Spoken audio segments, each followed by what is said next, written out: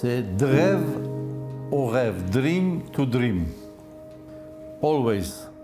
Des créations, création. Parce que quand un horloger et aussi la direction, on discute, qu'est-ce qu'on doit créer? Évidemment, les tourbillons, c'est créé depuis longtemps, mais il faut faire ce tourbillon encore plus, disons, créatif. Et c'est pour ça, en faisant ça, on doit faire rêver aussi nos clients.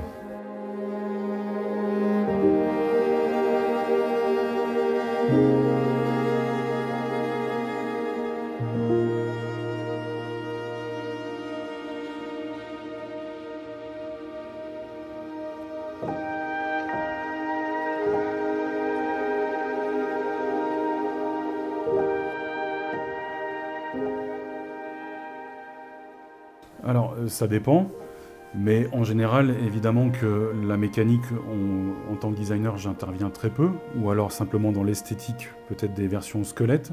Sinon, en effet, c'est de créer l'enveloppe la plus homogène avec le tourbillon qu'on développe. Que ce soit un tourbillon de grande taille, que ce soit un tourbillon central ou un tourbillon rapide, on essaie de créer le lien en termes esthétiques. Et la collaboration peut commencer très tôt dans le projet, c'est-à-dire à la genèse du projet, où on peut, en tant que designer, aussi influencer les ingénieurs et les constructeurs sur différentes pistes mécaniques. On peut tout à fait faire partie prenante du développement ingénieur, constructeur et horloger. Donc c'est la passion en fait, de partager un développement et une création ensemble. Et c'est justement là où on travaille de très près avec les équipes. Ça va être la forme de certains ponts qui vont avoir un certain volume, une certaine largeur et qui vont permettre de toujours rester dans une idée et d'une esthétique propre à la marque et reconnaissable. En effet, déjà, c'est parce que la marque a depuis longtemps cultive la complication et a exploré cette complication sous plein de formes différentes. Et justement, c'est le fait qu'on ait ouvert des portes. Mais la seule chose dont je suis persuadé, c'est qu'il y a suffisamment d'amoureux de la belle mécanique et de l'intelligence humaine qui se cache derrière pour que le tourbillon reste longtemps encore une belle complication dans l'horlogerie.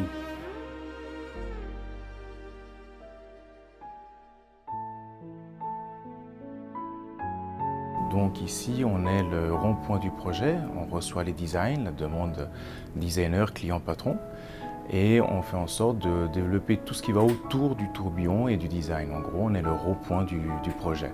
Et on s'assure que ce dernier soit monté chez les horlogers par la suite.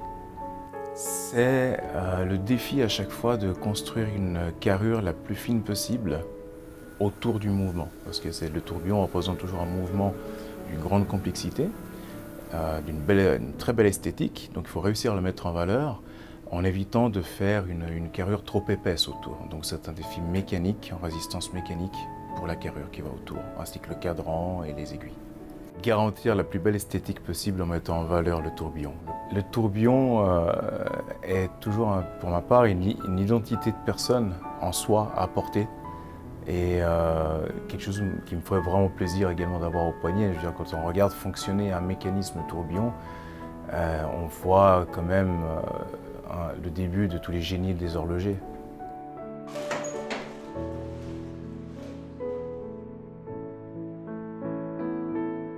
Je dirais innover des nouveaux mécanismes, que ce soit pour des tourbillons, des quantièmes perpétuels ou un nouvel affichage, on va dire aussi.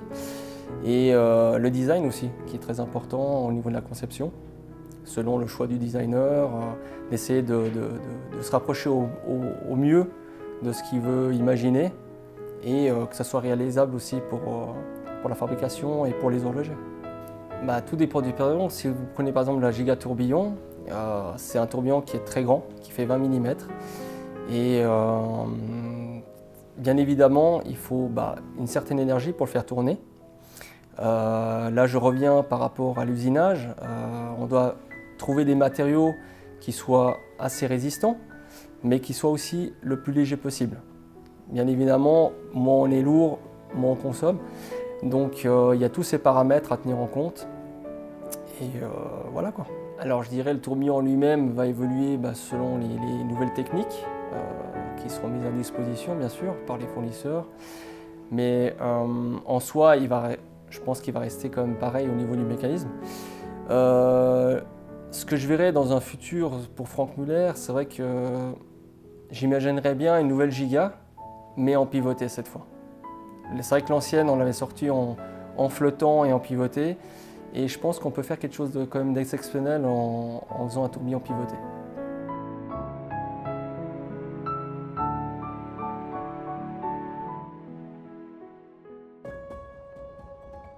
Je m'appelle Steven Bourran. Moi, je suis responsable de la production, donc on s'occupe de la fabrication du tourbillon, du début jusqu'à la livraison de la pièce. À résoudre les problèmes de complexité liés à la fabrication, avec les problèmes de matière, d'esthétique et de tolérance à respecter. Alors le tourbillon, il est grand, donc on a beaucoup de problèmes de déformation de matière. Donc c'est compliqué ensuite de respecter les tolérances, les géométries, et en plus de lier ça avec l'esthétique de la pièce. Ce qu'on peut être fier, c'est de réussir justement à sortir les pièces de ce tourbillon, donc à finir les pièces pour qu'elles soient fonctionnelles derrière. Le plus difficile pour nous à la production, c'est tout ce qui est lié à la matière première. Si on a des tensions dans la matière, forcément on a beaucoup de problèmes à l'usinage. Une manière de travailler la matière qui nous amène justement à avoir des bons résultats, mais on est sans cesse en train d'améliorer pour justement avoir ces résultats.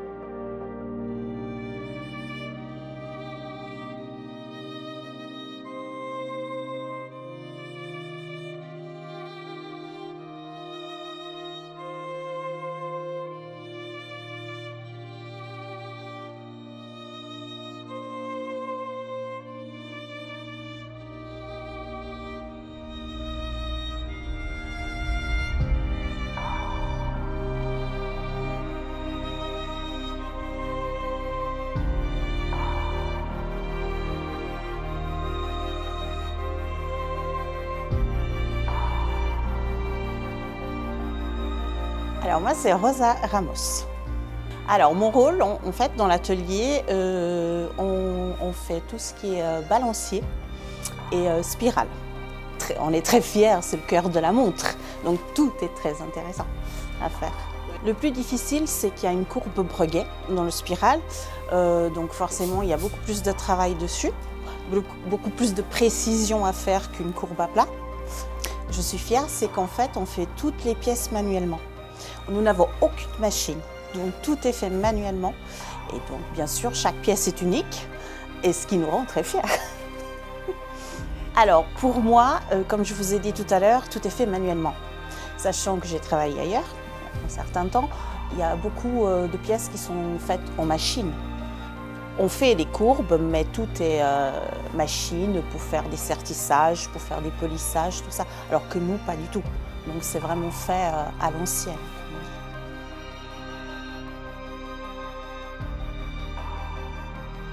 Géraldine Fournier, je m'appelle.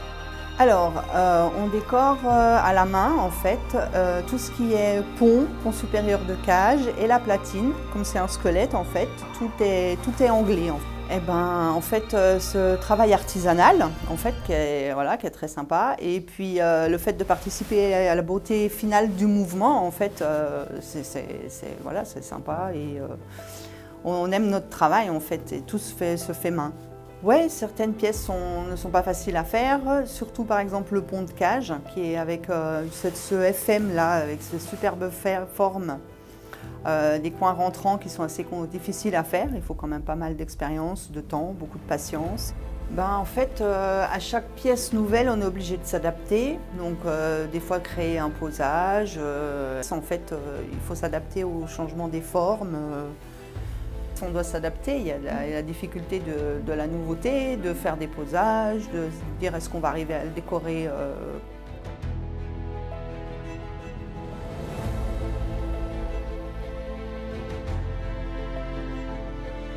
Alors, je m'appelle Damien Desté et donc je suis responsable de l'atelier Tourbillon 2 dans lequel on se trouve actuellement. Alors c'est organiser le travail, régler les problèmes. Quand il y a un problème qui est rencontré, essayer de régler le problème le plus rapidement possible. Et voilà, en gros, le rôle, c'est organiser le travail au sein de l'atelier. La complexité du tourbillon, parce que le tourbillon, c'est une jolie pièce, donc arriver à faire un tourbillon qui fonctionne bien, qui marche bien et qui contente le client, c'est toujours intéressant. Et donc en fait, on a souvent des soucis pour allier la résistance des pièces avec leur finesse. En fait, c'est là où sont nos plus gros problèmes sur nos pièces. Enfin, je dirais pas problème, je dirais les choses les plus délicates à réaliser.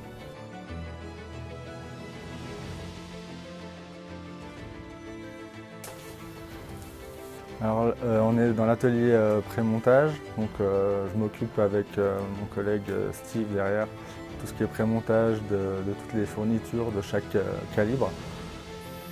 Ce qui est intéressant, c'est la complexité, ça change des pièces ordinaires.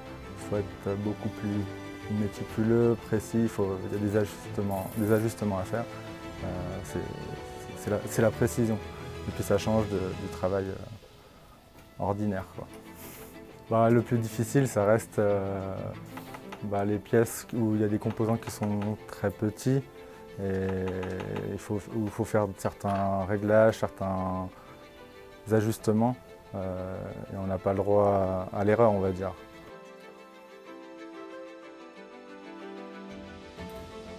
Ici, on fait essentiellement de l'achevage, du réglage, de l'emboîtage des pièces plus simples et le montage complet des mouvements de montres plus compliqués, comme le Révolution 3 ou d'autres. Il y a toujours une période d'apprentissage quand on commence sur un nouveau modèle et il y a plein de petits paramètres à prendre en compte, des choses à apprivoiser en fait pour réussir à faire que ça fonctionne. Et c'est tout plein de petits gestes, de petites techniques qu'il faut avoir pour appréhender de mieux en mieux le produit.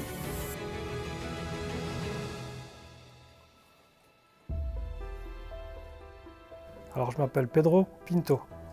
Alors je suis responsable d'atelier et puis je m'occupe essentiellement de la giga tourbillon. C'est ce qui nous passionne, c'est de pouvoir faire des montres compliquées, dont le tourbillon qui fait partie des montres compliquées de chez Franck Muller. En fait, moi j'ai eu la chance de pouvoir faire le tourbillon, la giga tourbillon, le prototype, la toute première pièce. Et en fait, oui, bien sûr, on a eu de la difficulté, tout n'est pas parfait dès le début. Et en fait, avec les personnes expérimentées qu'on a dans notre entourage, fait que voilà, maintenant on arrive à une pièce qui est quasiment parfaite, qui fonctionne très bien et voilà.